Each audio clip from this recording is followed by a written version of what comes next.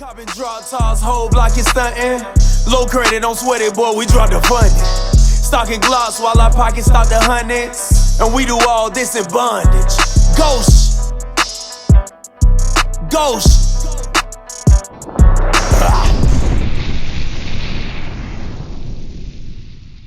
A graven image involves the actual worship of the image also.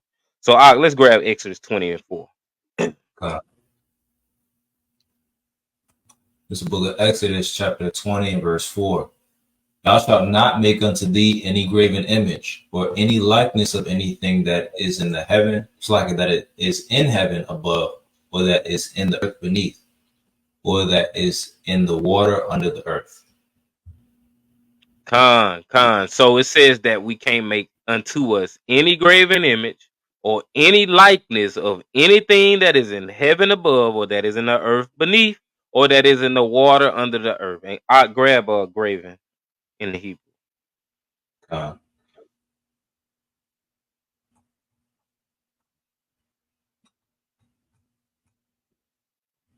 So this is H6459.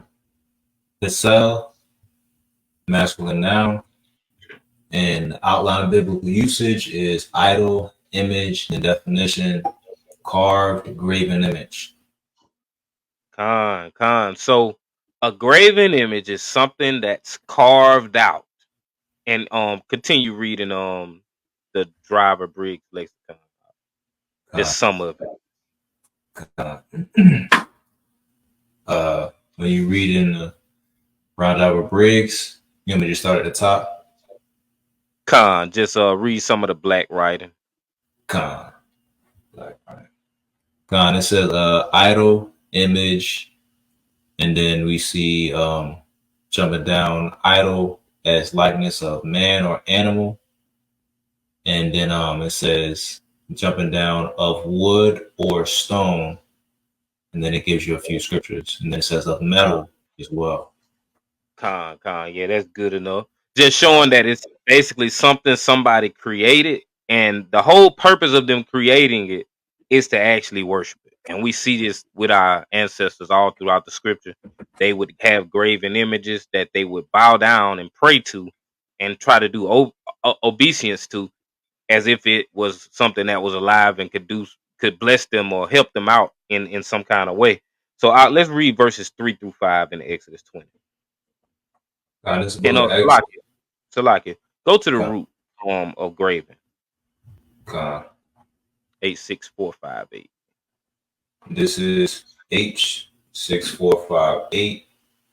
Fasal, a verb, and that means to cut, hew into shape, cause them to hew out, query, and then it says to carve, whether wood or stone, grave, hew. So this is definitely an image that was carved out or cut out, and we know that it's for a purpose. So let's get verses 3-5.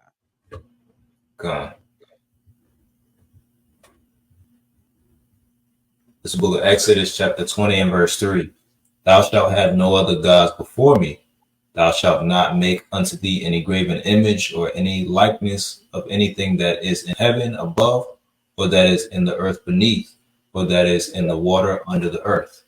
Thou shalt not bow down thyself to them, nor serve them. For I, Yahweh, thy God, am with jealous power, visiting the iniquity of the fathers upon the children unto the third and fourth generation of them that hate me. So this is what's going on. We run into a conundrum with people just thinking that a graven image is just something that you cut out, and that's it, and that's all it needs to substantiate that you reverence idols or a graven image. The problem you run into is that chair would be considered a graven image with that type of logic. So with that type of logic, everybody has graven images. So that means by default, if you're saying someone has a graven image, you're saying that they worship that thing, but that's not true. A graven image has to involve worship of some such, or that's not a graven image. It's just something that you created. when we think about who Yahushua was or what was his trade? What did he do? He was a carpenter. He carved things out. He created things. So by default, they would be saying that he was a creator of graven images. Makes no sense, because the image that you're carving out has to be being carved out to be worshipped in order to be considered a graven image. Ak, you got a point you want to make? Yeah, man. Yeah, excellent point. And I would just help reinforce the point. I'm gonna bring this out in the Ancient Hebrew Lexicon of the Bible by Jeff Benner, just to kind of reinforce the point. When you look at as a brother went into the initial root, which is pasal, it means to hew, to carve, or chisel out stone. It could be, different. It could be used in different settings, but this is like what it's dealing with initially in its linguistic and historical context. Then we look at what's used in the derivative, which is used in Exodus 20, that the commandment, which is Hesel. It says, as chiseled out, image, grave, carved. So again, it's not like how people try to, make a doctrine, and they say, well, hold on, brother, that like I'm not even gonna get into the folly, but they make like a lot of just weird doctrines and say, oh, well, that's you, brother, you gotta, well, you don't got the lily on right now. But they say, brother, you got a graven image on, brother. They try to do that whole thing, but that's not what the scripture is even talking about, and it's very intentional. The scriptures are very intentional with what it's speaking about, because as we read in Exodus 20, it's also speaking about to bow down thyself and to serve them, right? So that's a very key element part of it, right? And as the sister Wendy said, the so-called Star of David, right? They say, oh, that's a graven image, but like I don't know that this brother hurt. Like I speak with him very often. I don't know him to worship the the Star of David. So I don't know, what people are thinking, right? But when you look at this, this is on dealing a little bit more with the lexicon. It speaks a little bit more about it. Hue into shape. It's just, again, you look at different lexicons. This is the abridged Brown Driver Briggs. I could pull up a plethora of lexicons. It's going to say the same thing. It's going to debunk like the ridiculousness of that logic. Even as a brother said, Bezalel had the spirit put on him to carve. Excellent point. And so he's that brother was making idols, I guess, right? He's breaking the commandment, apparently, according to their doctrine, right? But I'm gonna make this quick point. I'm gonna bring this out in Judges, right? Because this is actually an example of what Exodus 20 told you not to do. This is Judges chapter 17. And I'm gonna share my screen. Judges chapter 17. I'm gonna start at verse 1. It says, there was a man of the hill country of Ephraim, whose name was Micah.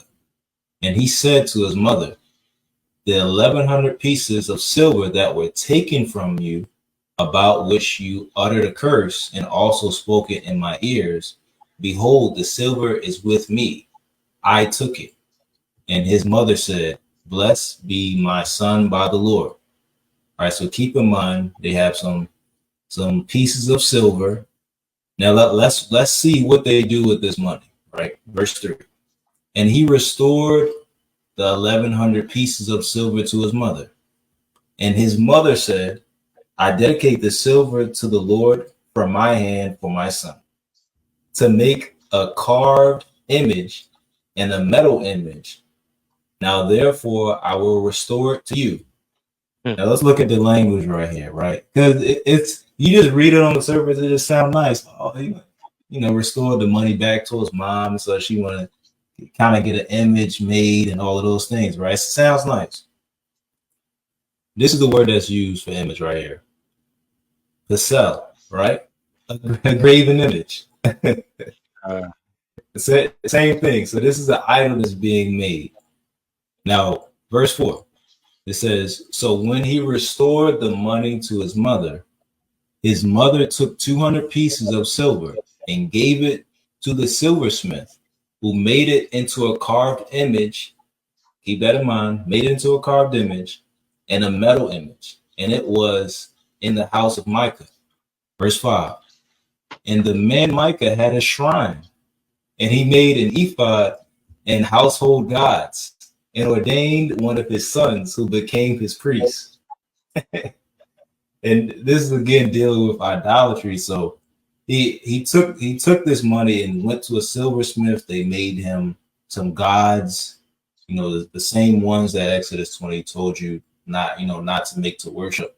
He literally had some made to worship. He put him in a shrine, and he even made one of his sons. He made his son continue on in the idolatry with him, as one of the priests, as one of the idolatrous priests.